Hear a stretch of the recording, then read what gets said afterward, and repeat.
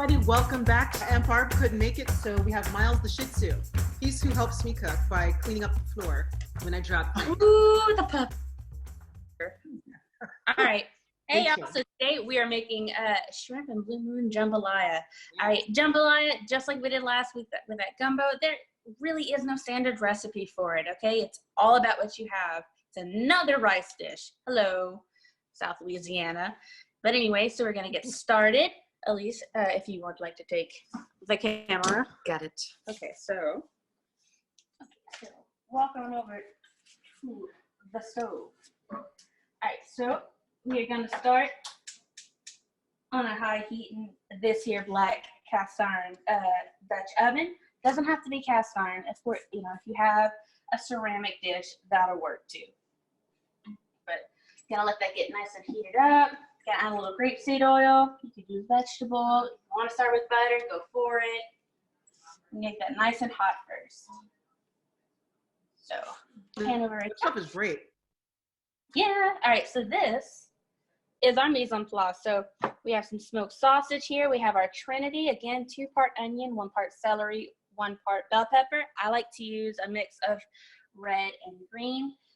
It's the same vegetable. It just was picked at different times. That red bell pepper is going to have a little more sweetness to it. And that green is going to be a little more bitter. So we're going to have a little more flavor variety. Over yonder, we do have some minced garlic, some bay leaves, tomato paste, fishes and dishes, and blue moon. Yes, I will take sponsorship. Louisiana shrimp. It's going to be so good. I'm a pause. Give me some money. So we're gonna get started. We're gonna brown our sausage first. Sausage is typically made with pork product and a lot of that fat, and it's already seasoned, it's already smoked, so we're gonna start flavoring our oil.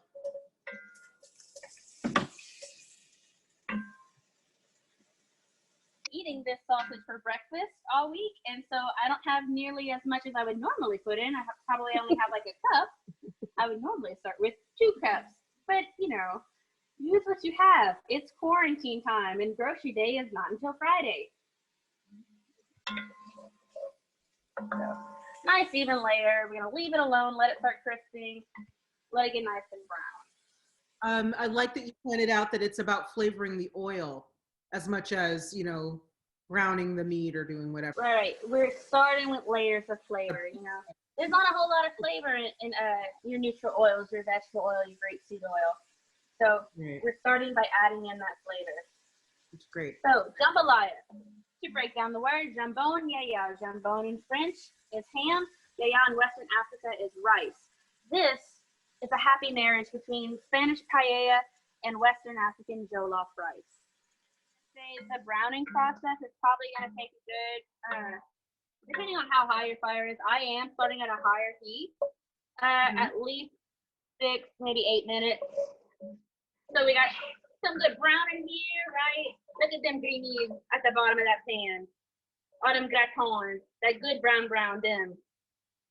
So we're gonna get some of this brown up by adding in our Trinity, all in the pot. This is gonna be a 1-pot cooking affair. Your mama's gonna love this because she only gotta watch one thing.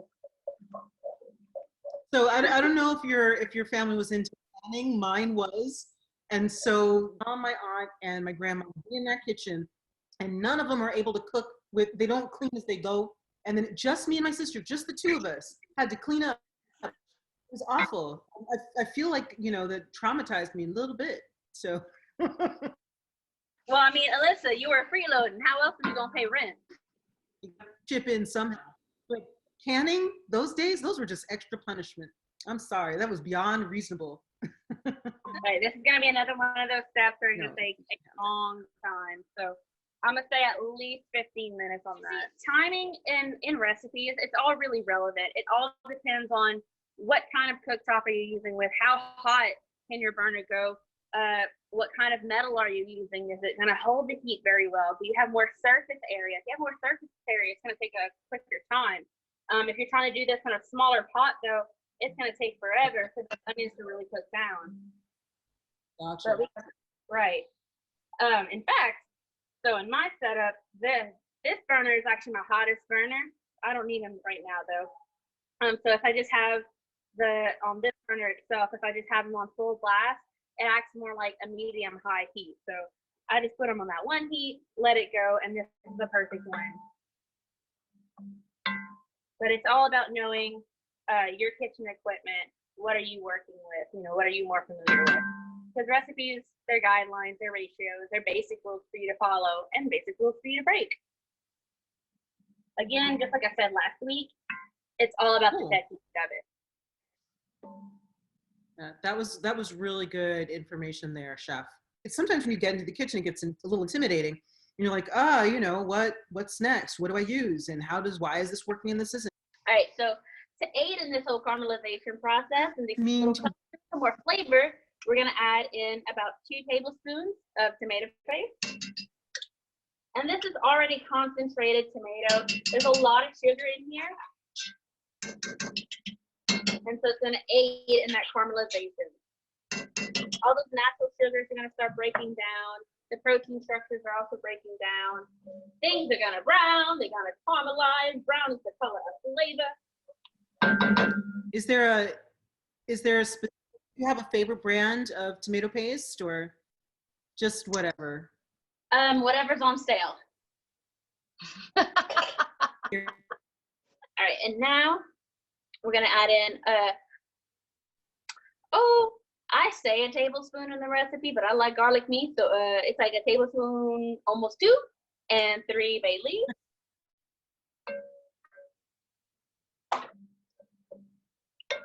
Then I'm adding my fishes and dishes.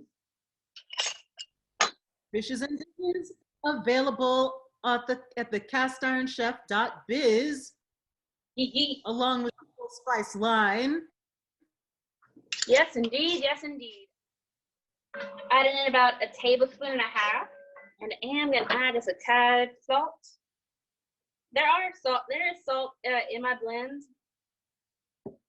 so I'm not gonna add too much to start with, but we will be tasting before we put this in the oven. Speaking of which, Elise, set my oven at 350, please. Paching. The bottom one, not the top. We can't use the top oven because boobs. I will demonstrate why we will not use the top oven. But in the meantime, we're gonna add Cajun Power garlic sauce. I will also take a sponsorship from Cajun Power. Cajun Power garlic sauce.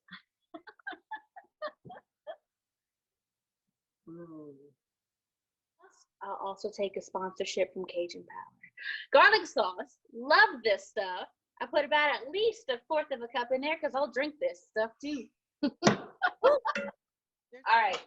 Now we're going to add in 2 cups of long grain Louisiana rice. Now, a lot of times when making rice, a lot of people want to boil the water first and then add in the rice. I like to toast the rice first.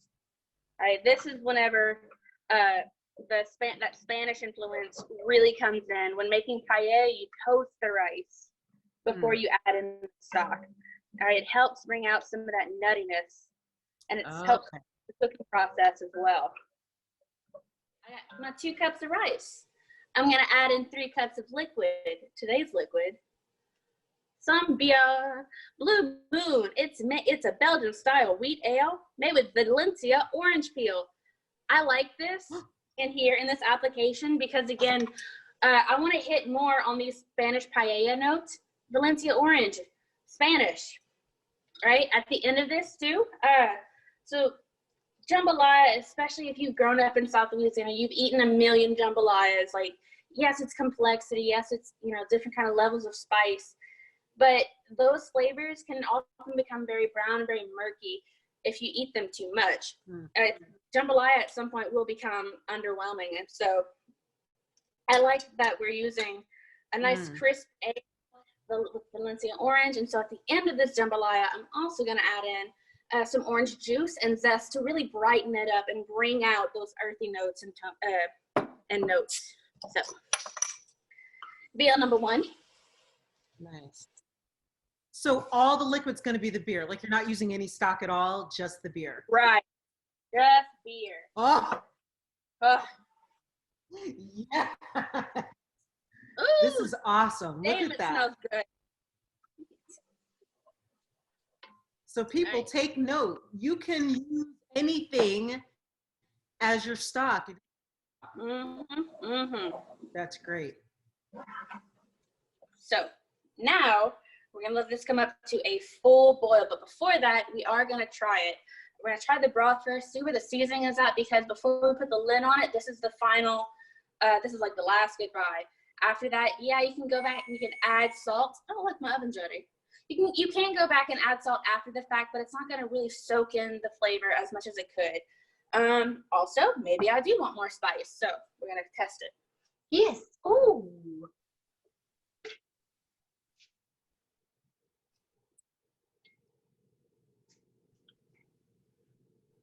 I don't think any more heat on it. If anything, I do want a little more depth.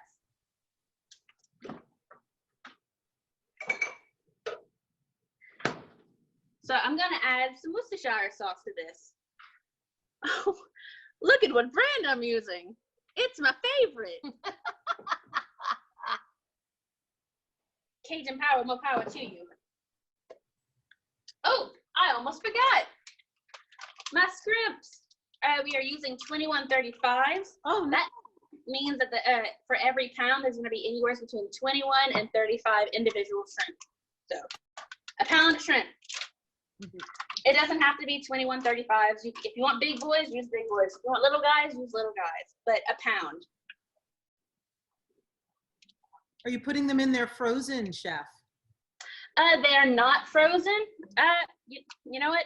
If I don't see why it wouldn't work, because the point after that they're thrown in is for this whole thing to come up to a boil and then shut it. These were thawed out. You could put them in frozen. It's just going to take longer for it to come up to the heat that we need. So we're about where I want. Gotcha. So I'm going to with the lid, and then I'm going to put my whole vessel in an oven. This is just to control the temperature. If you want, you can just put it on the lowest heat possible, wait 25 minutes, but I like using the oven just to control the heat. So we're going to go in. Yes, Data up in it. Bottom oven.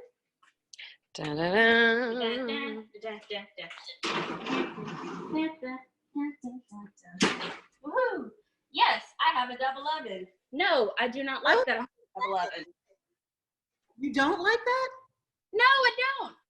Yes, because Why?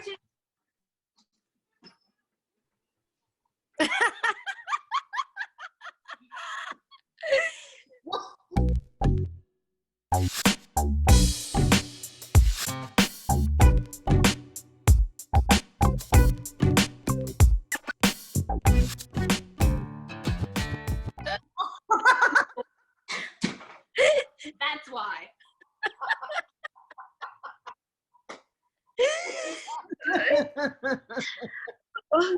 I know definitely my rack would get in the way of me accessing those racks. So we're going to stick with one oven that I can bend over into. That's a better setup. Cool. My timer went off. It's been about 20-25 minutes. So I'm going to grab the jambalaya out of the oven. I'm ready. Okay, so in theory, the rice cooked. We'll see. This is definitely one of those moments where like cooking is magic. Sometimes it don't work. I won. No. But we're not done. Listen, you know you're going to put that in a little kit to drive by your house and pick it up off your porch, right?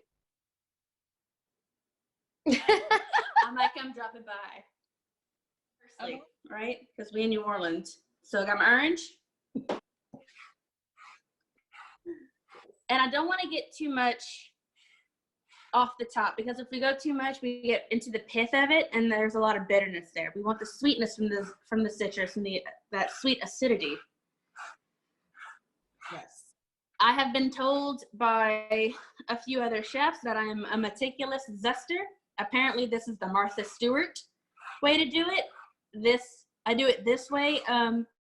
Some people like to do this number. I can't see what's happening, so I like to visualize.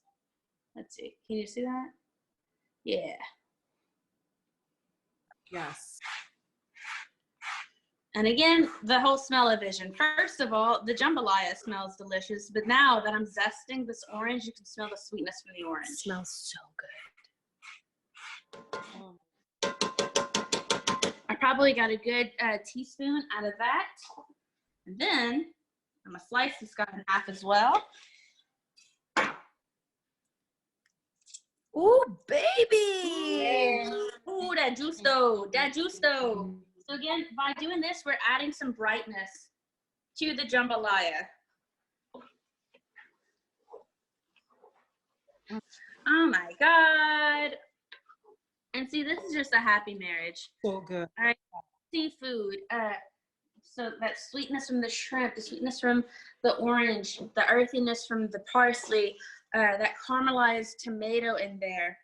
All right, this is winter shrimpy. Let's see. Time to try. Yes. It's real hot. But it's real good. Oh yeah. Oh yeah, that's good. Ooh. Oh yeah, we did some things. So great. You like to try. I can't wait to eat this. All right, give me the camera. So